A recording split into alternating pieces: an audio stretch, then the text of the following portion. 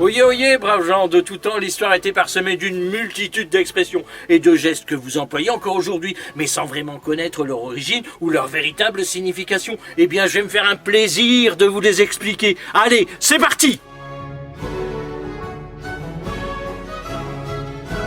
Aujourd'hui, nous allons voir une expression qui nous coiffe de responsabilité, et c'est « porter le chapeau ».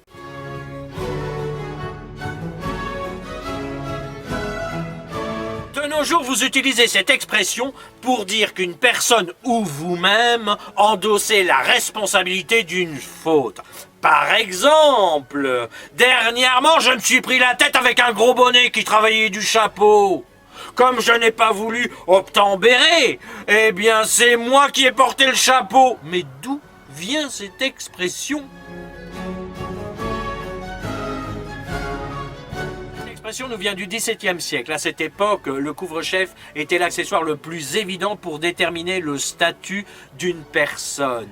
C'était une indication sur le rôle, le métier ou la condition sociale de celui qui le portait. En ces temps-là, on disait mettre un chapeau sur la tête de quelqu'un. Cela signifiait lui mettre un autre chapeau que celui qu'il avait l'habitude de porter, dans le but de nuire à sa réputation. Avec le temps, l'expression a évolué et s'est transformée en « faire porter le chapeau ».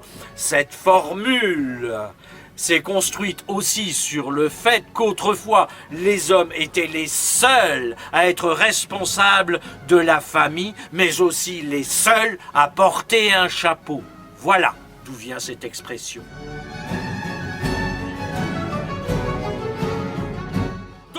Porter le chapeau ou faire porter le chapeau, c'est s'en prendre plein la tête pour les autres. Et si ça nous prend le melon, c'est qu'on n'est pas en haute forme.